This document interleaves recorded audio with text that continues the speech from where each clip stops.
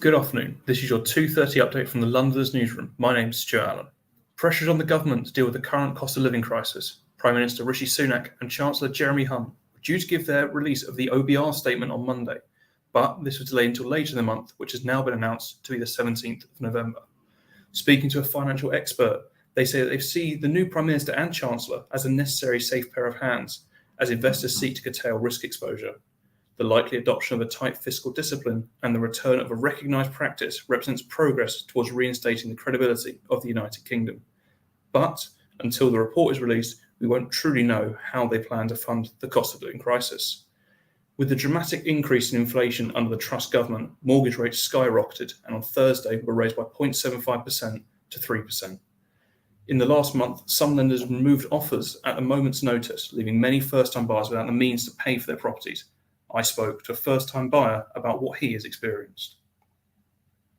We don't know if our current mortgage was going to be protected or not. So we went through a week and a half of essentially panicking about what was going to happen, if we were still going to be able to afford to go through with our house purchase. And there was no indication from the government as to what would happen to those that were sort of existing mortgages in place. Some of the rates that I was hearing would leave us in a position where we just couldn't afford to move out. Additionally, with issues around energy bills and food, many homeowners see their energy bills and the price of their essential shopping rise. I asked whether he noticed any changes in his bills. I think our energy bills have gone up. Like, we used to pay near 14, and now it's doubled to like near 80. And I think it's going to go up again, which is crazy to me. I don't think the government have an awareness of what that's going to do to the most strapped for cash families. I think they can accept that it's going to impact them. I don't quite think they completely empathise what is actually going to happen to those families.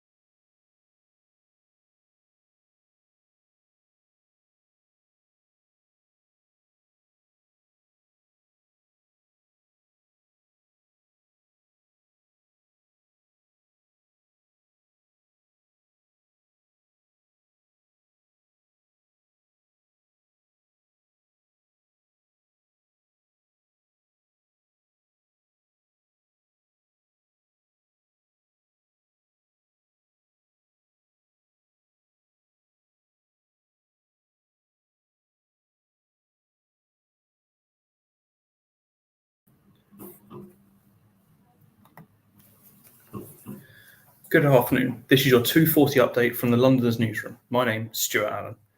Pressure is growing on the government to deal with the current cost of living crisis. Prime Minister Rishi Sunak and Chancellor Jeremy Hunt were due to release their OBR statement on Monday, but this was delayed until later in the month, the date of which was announced to be the 17th of November. Speaking with a financial expert, they said that they see the new Prime Minister and Chancellor as a necessary safe pair of hands as investors seek to curtail risk exposure. The likely adoption of a tight fiscal discipline and the return to recognised practice represents progress towards reinstating the credibility of the United Kingdom. But until the report is released, we won't truly know how they plan to fund the cost of living crisis. With the dramatic increase in inflation under the Truss government, mortgage rates skyrocketed and on Thursday were raised by 0.75 to 3%. In the last month, some lenders removed offers at a moment's notice, leaving many first-time buyers without the means to pay for their properties. I spoke to a first-time buyer about what he has experienced. We don't know if our current mortgage was going to be protected or not. So we went through a week and a half of essentially panicking about what was going to happen, if we were still going to be able to afford to go through with our house purchase. And there was no indication from the government as to what would happen to those that were sort of existing mortgages in place. Some of the rates that I was hearing would leave us in a position where we just couldn't afford to move out. Additionally, with issues around energy bills and food, many homeowners are seeing their energy bills and the price of their essential shopping rise. I asked whether he had noticed any changes in his bills.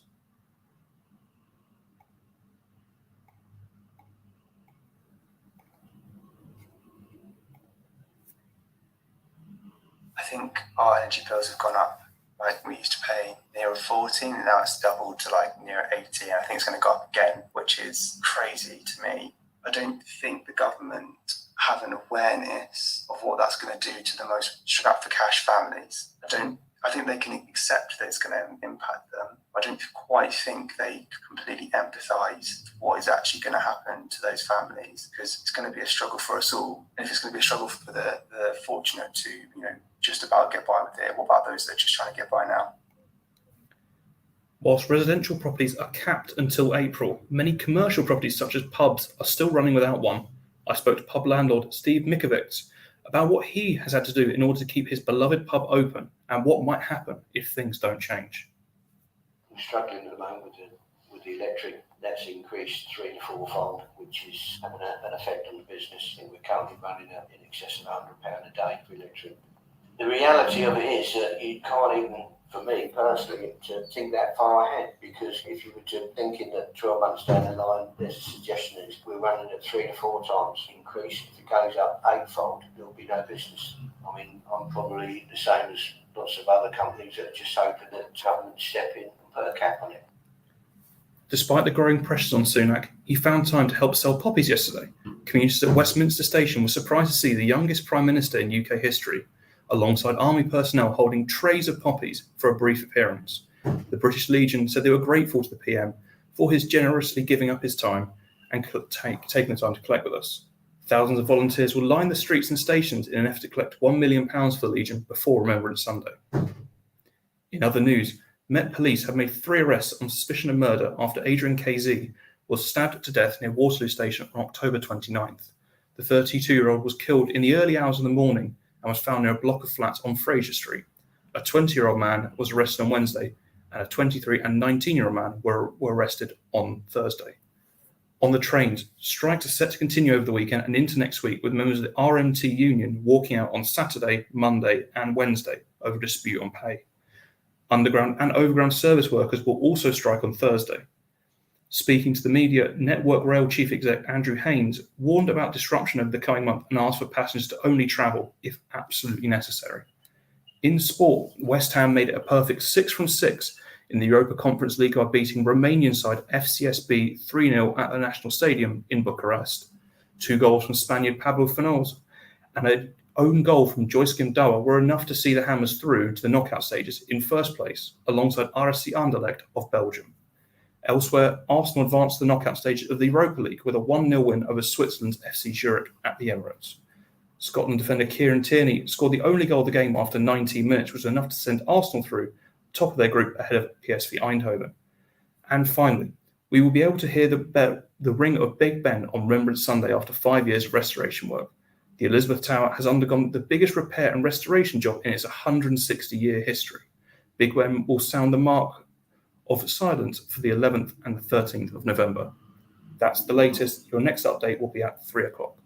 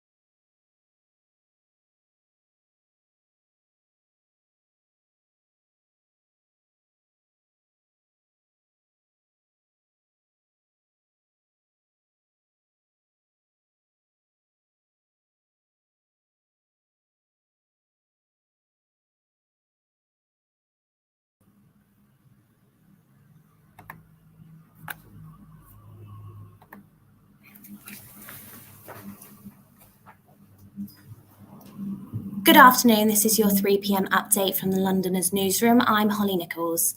The Bank of England has warned the UK is facing its longest ever recession since records began.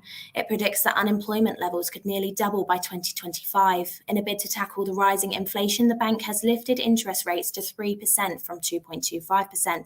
This is the biggest jump since 1989.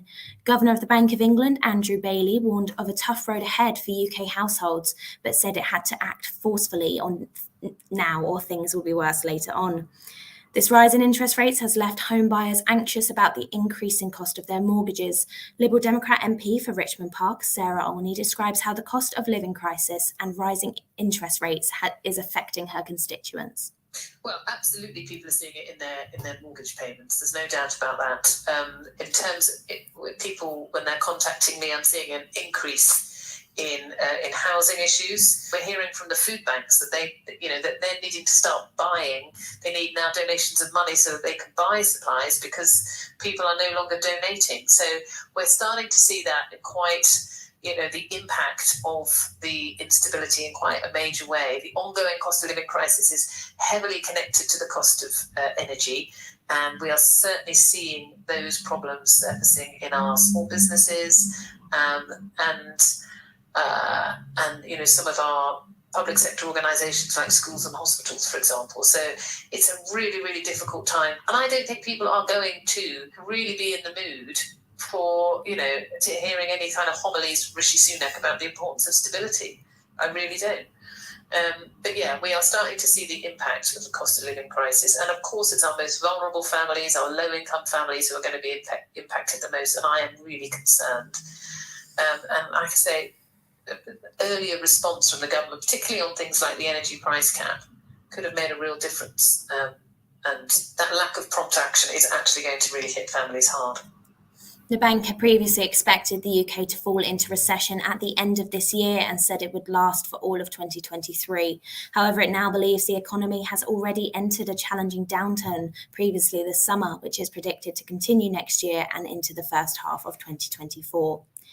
Detectives searching for the remains of a woman from Highgate who disappeared over a year ago have found her body in a churchyard in Barnet.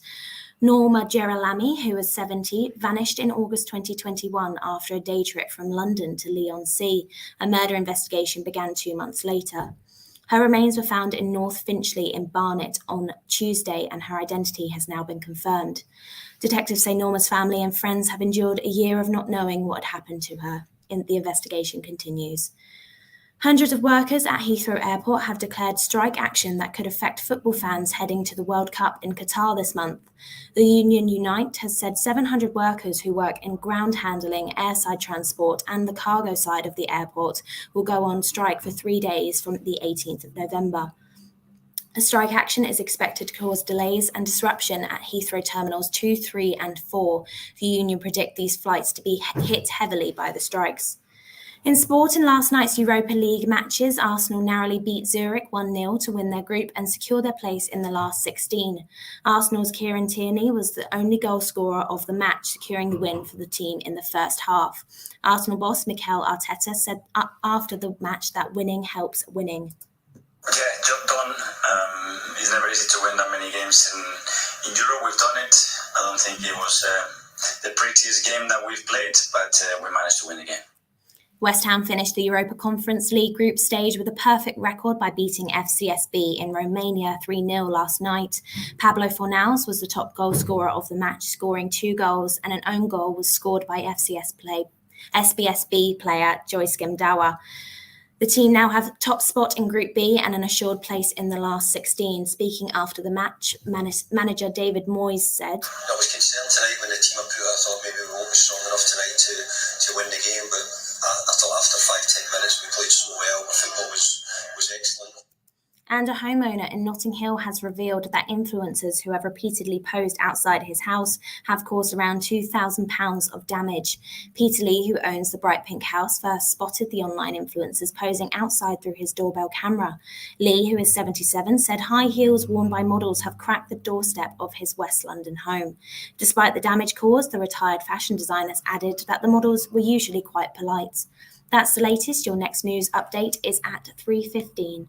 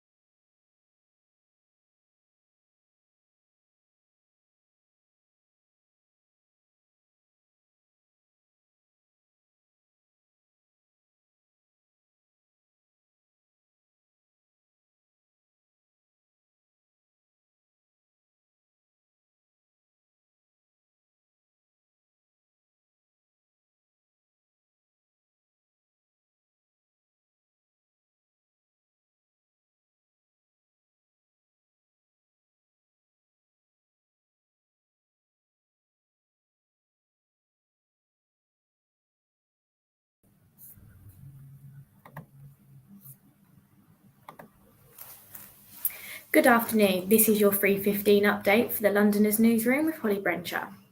The top story today is that a quarter of people are resorting to credit cards to pay food bills as the cost of living crisis worsens. This information comes to light after Sky News carried out an exclusive poll showing how people are adjusting to the crisis.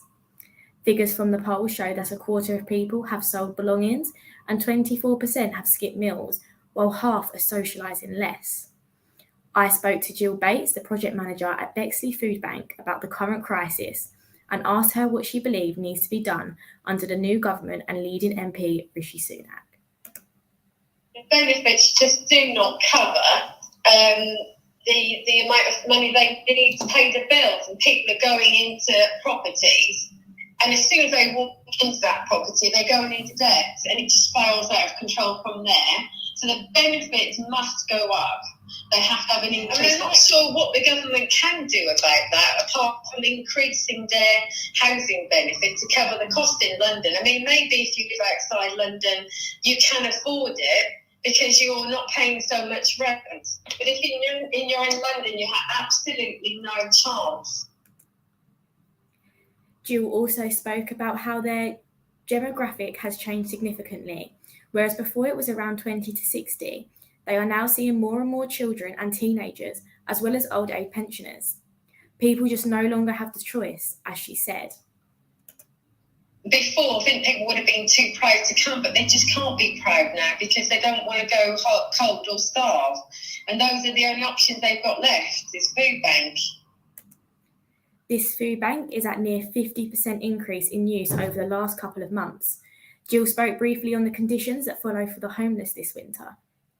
People that are homeless, until January, they don't get any help with housing them overnight in the very cold weather.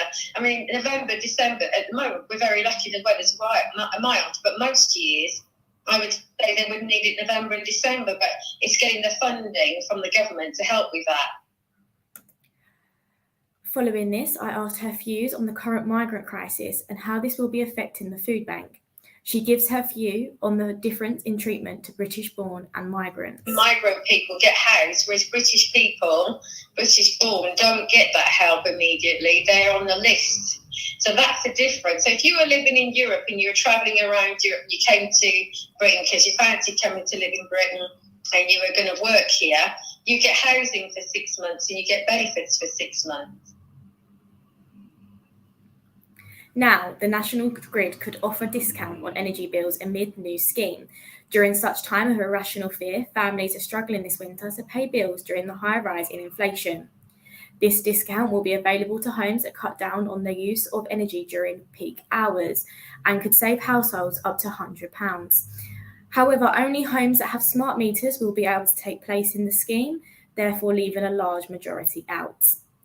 In other news, a teenage boy has been arrested after stabbing which left a man injured in Peckham. The incident happened in Rye Lane just before 12:50 p.m. yesterday.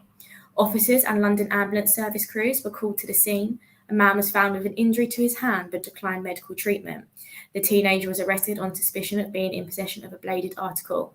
There has been no further details. Now this weekend, whether you're off to see more fireworks or you're hosting your own display, here's the Met Office's weather forecast for London. Although the sky has brightened today, it's not looking as good this weekend with 20% to 50% chance of rain across all boroughs. Make sure you're wrapped and ready to get wet. London teams made us happy last night with Arsenal qualifying for the knockout of the Europa League and West Ham qualifying for the knockout stage of the Europa Conference League. Lastly, supermarkets have released their Christmas adverts early this year. Asda has stolen the show with Santa's tallest helper, Buddy the Elf. Adored in classic 2003 film, Buddy spreads lots of cheer in the 90-second advert. Asda's latest Christmas colleague will make his TV debut tonight at 8:45 p.m. on ITV1 during Coronation Street ad break. That's your latest. Your next update will be at 3:30.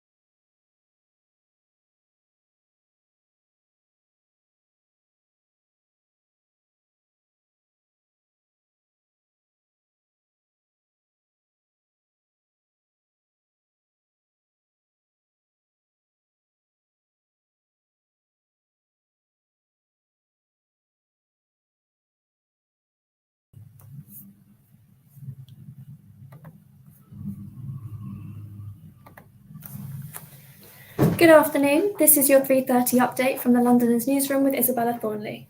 Demand for homes in London have almost halved since September's mini-budget, as thousands of buyers hold back amid fears of ever-growing interest rates.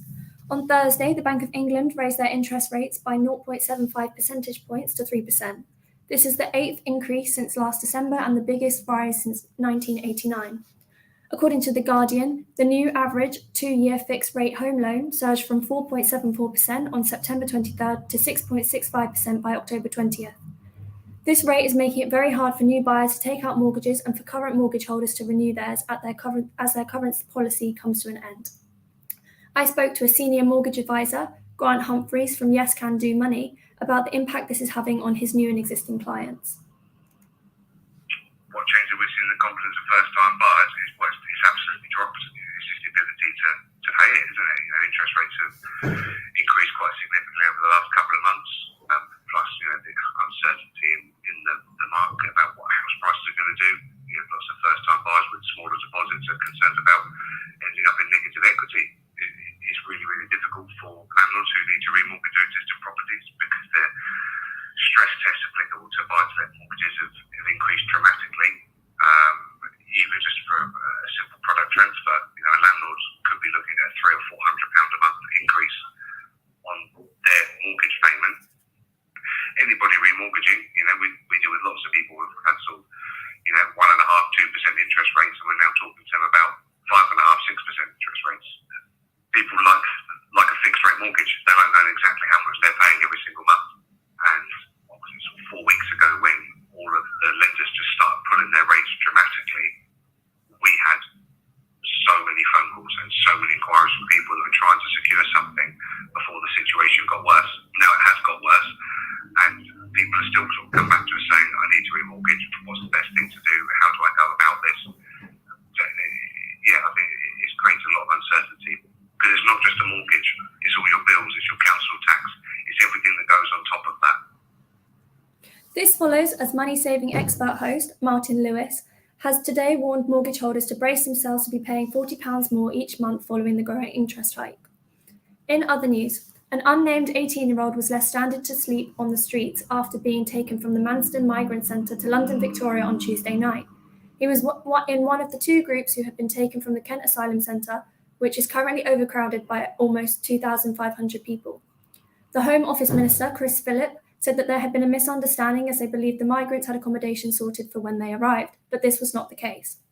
The teenager had spent the night alone with no money after Home officials said he would have a hotel room before they left him stranded in central London, asking bypasses for food and water. The teen said, I was put on a bus with a group of people. I was the only one from Syria. We arrived at this place and the bus driver told us to get off. He followed by saying that he only slept for a few hours as he was very worried. This is not the only case about the Manston Centre, and campaigners are threatening legal action against Home Secretary Suella Braverman over the living conditions for these migrants. With budget cuts affecting a variety of different UK sectors, the English National Opera has also been hit as London arts funding gets levelled up. They are forecasted to move its headquarters outside of London as they face a drastic budget cut. Set to lose £12.6 million of its annual grant from the Arts Council England, it will instead receive £17 million over 3 years by relocating to Manchester. This is a part of a wider overhaul to distribute money out of central London and into other parts of the country. After the football game at the Emirates Stadium last night, Arsenal have qualified top in their group in the Europa League after winning against FC Zurich with a 1-0 score. Being in nature, a 57-year-old man gave up his luxurious lifestyle in Dubai and moved to England and became a beekeeper. Khalid Andre, who owns a property development company, bought some land in Harrow in North London back in 2010 with an idea to create a food forest. He thought to create a natural environment of diverse and edible plants, and by chance stumbled upon beekeeping. Andre now has over 300 hives and aims to have 500 by the end of the year. He has been selling his honey since 2017, but claims that he doesn't do it for the money but for the greater good. The aim of his hobby is to create a green space for the next generations, which would include his children who are currently living in the property with him. That's the latest. Your next update will be at 3:45.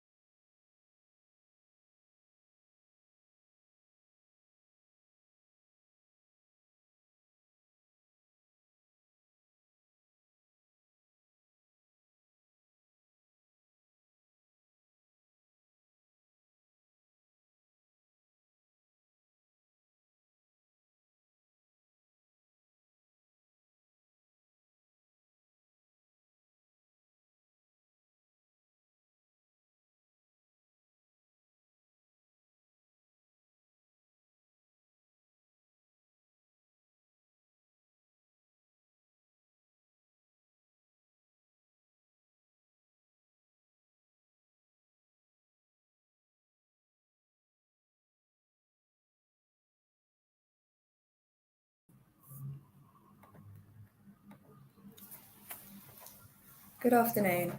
This is your 3:45 update from the Londoners newsroom. I'm Jess Little. As the cost of living crisis ensues, Rishi Sunak promised to place economic stability and confidence at the heart of his government's agenda in his first speech as Prime Minister. However, after Prime Minister's questions on Wednesday, there are fears that he will not keep the promises he made as Chancellor in May to raise benefits and the state pension in line with inflation. As his government is tasked with taking on an economy facing recession, Sunak declared that although hard decisions will need to be made, his government will be compassionate in everything that they do. I think everyone knows we do face a challenging economic outlook and difficult decisions will need to be made. But what I would say is that we will always, as my track record as Chancellor demonstrates, have fairness and compassion at the heart of everything. Many charities and businesses have continued to feel the wrath of the cost of living crisis that endures. Sarah Chapman, a co-founder of the Wandsworth Food Bank, has spoken on how the charity hopes to see the new government expand benefits in line with inflation in the new fiscal plan. We really want to see a government that's working well and really thinking about people on the lowest incomes as well as the people on the highest incomes. And we really desperately want to hear from the government that they're going to increase benefits in line with inflation. If they don't, it's hard to think what it's going to be like. The food bank has been helping those at the sharpest end of the crisis, and Chapman has voiced concerns over the constant uncertainty that is causing more stress for people.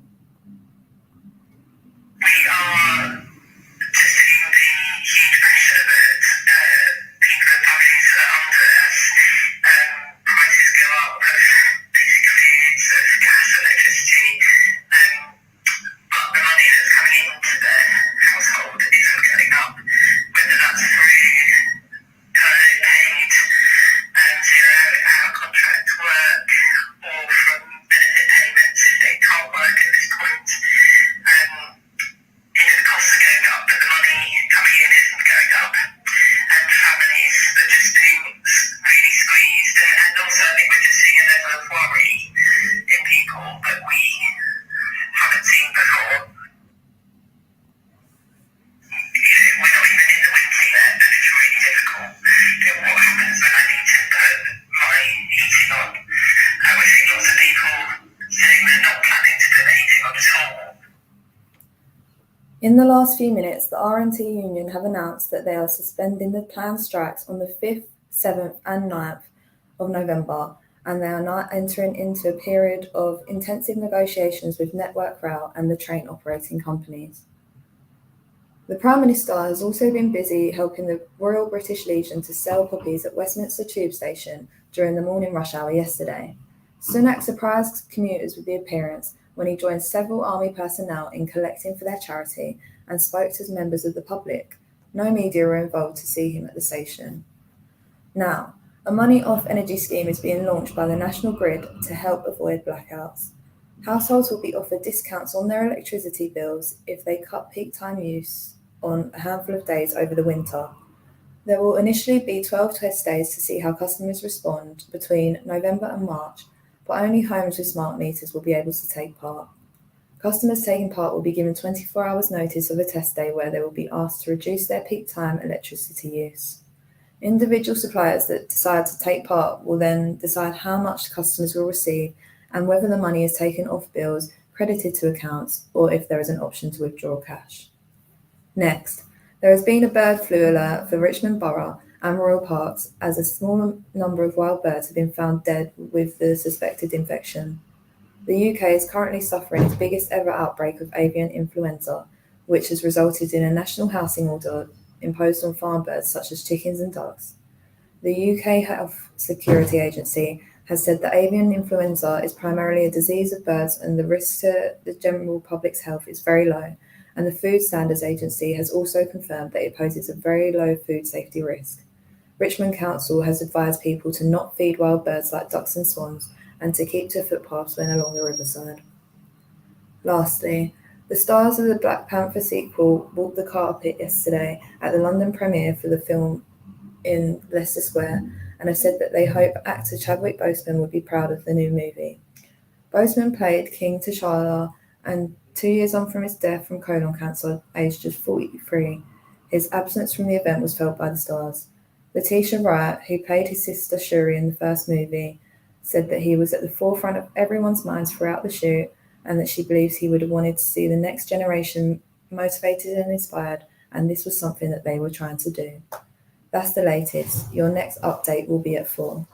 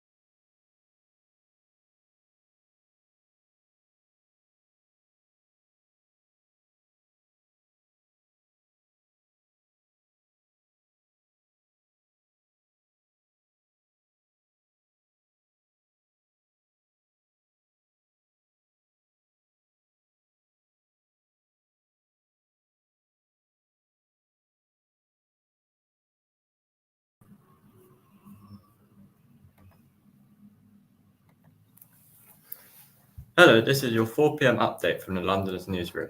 My name is Julius Lawless Master. Chancellor Jeremy Hunt has warned that there are no easy options to stabilise the economy after the Bank of England hiked interest rates yesterday. He said that families and businesses are at the top of our mind after the rates were lifted to 3%. The 0.75% increase is the single biggest rise in interest rates issued since 1989 and the eighth made by the country's central bank since last year. It comes amid the cost of living crisis, which has seen inflation rates soar to 10.1%, with the Bank of England expecting this to rise even more by the end of 2022. Tim Harrison, co-founder of luxury retailer Watchpilot, which opened its first brick-and-mortar store this week, explained how the uncertain financial climate has affected his business and others. Growing inflation and the pound's declining strength against the dollar has reduced our overall profitability, partly because a drop in consumer confidence has lowered their spending, and also a rise in wholesale costs direct from our brand owners. Business rates remain a concern for us, and we are grateful for the 2022-2023 business rates release scheme with a 50% discount for retail-only businesses. We were fortunate enough to benefit from a COVID recovery loan at very favourable terms prior to the recent rise in interest rates, which has partly assisted in ensuring that we're able to maintain healthy cash flow. Looking up and down the high street, we notice there's very few independent businesses these days. Our business is predominantly online first. However, without an online presence, opening a physical store as an independent business would be a very different proposition. As founders of limited retail ourselves, we've recognised that brick and mortar retail is a very different environment to online, and we've responded to this challenge by hiring a small but very knowledgeable retail team to run our first establishments. Reports suggest that Hunt is considering raising capital gains tax and slashing the dividend allowance as part of his endeavours to fill the £50 billion void in the nation's finances. In recent days, he sought the advice of former Conservative Chancellor George Osborne over his highly anticipated autumn budget, which will be announced on Wednesday, the 23rd of November. There is a great deal of pressure on Hunt to provide relief for struggling families and businesses with his statement. Here's what Harrison had to say about the financial support Watchpilot has received recently. The Bank of England provided good support for independent businesses during the COVID pandemic. However, with the recent rise in interest rates, access to funding at favourable rates from conventional banks has become increasingly harder, and there's been many fintech e-commerce funding providers in their place who have offered cash flow financing at more improved terms and processed applications much quicker. There has for some time been a gap in the markets that financial tech institutions have been benefiting from, particularly during these challenging times where government support is falling short. Any further support would of course be welcome in the next budget announcement. In other news, Prime Minister Rishi Sunak gave commuters at Westminster Tube Station a surprise yesterday by selling poppies there to raise money. Sunak spoke to members of the public alongside army personnel while he sold the remembrance symbols. His fundraising efforts are part of the Royal British Legion's annual London Poppy Day appeal, with Remembrance Day to take place next week on the 11th of November. The Legion said it was grateful to the PM for giving up his time. 3 men have been arrested on suspicion of murder after a 32-year-old man was stabbed to death in central London last week. Adrian Keese, from Lambeth, died after a confrontation near Waterloo Station in the early hours of the 29th of October. He was found fatally injured near a block of flats in Fraser Street. Police arrested a 20-year-old man on Wednesday and 2 other men aged 23 and 19 yesterday. Football fans heading to the World Cup in Qatar could be affected by strike action from hundreds of workers at Heathrow Airport, according to a union. United said 700 workers will strike for 3 days from 18th of November as part of a call for higher pay. The action is expected to cause disruption and delays at Heathrow Terminals 2, 3 and 4. As the World Cup kicks off on the 20th of November, fans travelling to Qatar are expected to be affected. This is despite Qatar Airways putting on extra flights ahead of the competition. Singapore Airlines, Cathay Pacific, and Emirates are among other aviation giants likely to be impacted. And just in, the RMT union has announced it is suspending its rail strikes plan for the 5th, 7th and 9th of November after securing intense negotiations with rail bosses. In the football, London clubs Arsenal and West Ham both took wins in European competitions yesterday. Mikel Arteta's Arsenal claimed a 1-0 victory over Zurich at home in the Europa League, with a goal from Kieran Tierney proving enough. The Gunners have topped their group and will progress to the next round of competition. Meanwhile, a 3-0 victory over Romanian club FCSB saw David Moyes' Hammers complete a perfect group run in the Europa Conference League. Goals either side of half-time from Pablo Fornal sealed the deal, along with an own goal from Joyce Gimdawa. Both London clubs return to action at the weekend, with Arsenal playing Chelsea and Hammers facing Crystal Palace in the Premier League. And finally, much-loved bakery chain Greggs has announced it will be inviting Londoners to a series of Christmas-themed brunches this month. The festive baked brunches will offer attendees an exclusive sharing platter of sausage rolls, seasonal treats, and Greggs-themed beverages. The 3 events will come to London on Saturday the 12th of November. That's the latest. Your next update will be at 4:15 p.m.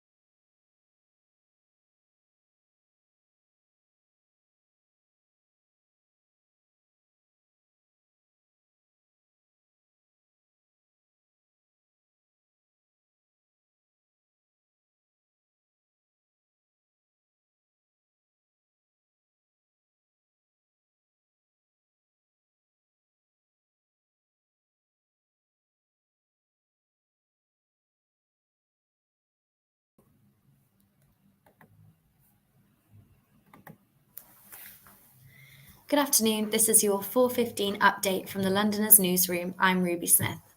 The Bank of England has warned the UK is facing the longest recession since records began, with high inflation and large-scale unemployment. Yesterday, the Bank of England raised interest rates by 3%, the largest increase in 3 decades. The aim is to tackle inflation, but higher interest rates means that borrowing becomes more expensive, adding significant costs to people's mortgages, credit card debt, and bank loans. The Chancellor Jeremy Hunt acknowledged the difficulties facing homeowners and businesses and pledged to get the economy under control. But the increase in mortgage rates, as well as housing, energy, and food costs, is forcing lower income households to make drastic spending cuts. Tom Holder from the British Retail Consortium explained how consumer shopping behaviour is changing in line with falling real wages. We are seeing consumers change their behaviour. We're certainly seeing people trading down to lower ranges. Value ranges are doing very well. They're cutting discretionary spend, particularly big ticket items, your furniture and things like that. That's sort of going out the window. And people really are investing in cost-saving and energy-efficient equipment, be that appliances like air fryers or more efficient dishwashers or washing machines. People are trying to find ways of cutting their costs wherever they can. I think that's not going to change anytime soon. While the cost of living crisis will affect individuals, there will be an unwelcome knock-on effect for businesses too. Retailers are facing significant rising costs and falling demand from customers. Here's Tom explaining how the upcoming Christmas period will be challenging for retailers. I think it's going to be an exceptionally difficult Christmas for retailers this year. And I think we have this problem that on the one hand, retailers are having to pay their suppliers more and more money as the costs that are coming through the supply chain hit retailers. And on the other hand, they are struggling to put prices up because the consumers who buy it, their customers, have less money in their pocket and less ability to pay higher prices. Planned strikes for the RMT have been suspended after securing intensive negotiations with rail bosses. The RMT union has cancelled strikes tomorrow, Monday 7th and Wednesday 9th November, and will now enter into a period of talks with Network Rail and the train operating companies. Due to the last-minute announcement, Network Rail have said the reduced timetables will still be in place for commuters, so some disruption will still take place. The Home Office has admitted to making a massive error after a group of asylum seekers were left at Victoria Station without accommodation. According to reports, a group of 40 migrants were transported from Manston Processing Facility in Kent on Tuesday and taken to London to stay with friends or family. However, a quarter of those leaving the overcrowded camp had nowhere to go on arrival, forcing them to flag down staff at Victoria train station to ask for help. Home Secretary Suella Braverman is facing demands from the London Mayor Sadiq Khan to launch an urgent review into how dozens of people were abandoned in the capital. The Prime Minister, Rishi Sunak, surprised commuters this morning by handing out poppies with serving soldiers and Royal British Legion volunteers at Westminster Tube Station. Small crowds gathered around the Prime Minister as he held a tray full of poppies and talked to members of the public. The Royal British Legion said they were grateful to the Prime Minister for generously giving up his time to deliver poppies during the morning rush hour. Big Ben will finally ring again on Remembrance Sunday. The world-famous clock tower will ring out 11 times on November 13th to mark the beginning of a 2-minute silence as Londoners remember the service and sacrifice of all those who served in the war. Big Ben last chimed in 2017. Since then, the bell has been silent during years of restoration, costing £80 million. From the 13th onwards, the bells will chime around London as normal. In sporting news, Arsenal beat Zurich 1-0 at the Emirates Stadium last night. Kieran Tierney's strike in the first half was enough to secure Arsenal the win and the top spot in their Europa League group. Arsenal boss Mikel Arteta was critical of his team's performance despite the win. I don't think it was the prettiest game that we've played, but we managed to win. I think we had the chances, especially early in the game and at the end of the first half, to get the game in a much comfortable position. We didn't do that. We gave them some hope and belief. We didn't control the game well enough, and in the second half, especially at the end, we were a bit leggy, I think, and we gave them 1 or 2 chances, but we managed to not concede a goal, keep the clean sheet, and win the game. West Ham beat FCSB 3-0 yesterday. Pablo Fornal scored twice with an own goal from Joyce-Kim Dava. The result means West Ham finished the Europa Conference League group stage with a perfect record, winning 6 out of 6 games. That's the latest. Your next update will be at 4:30.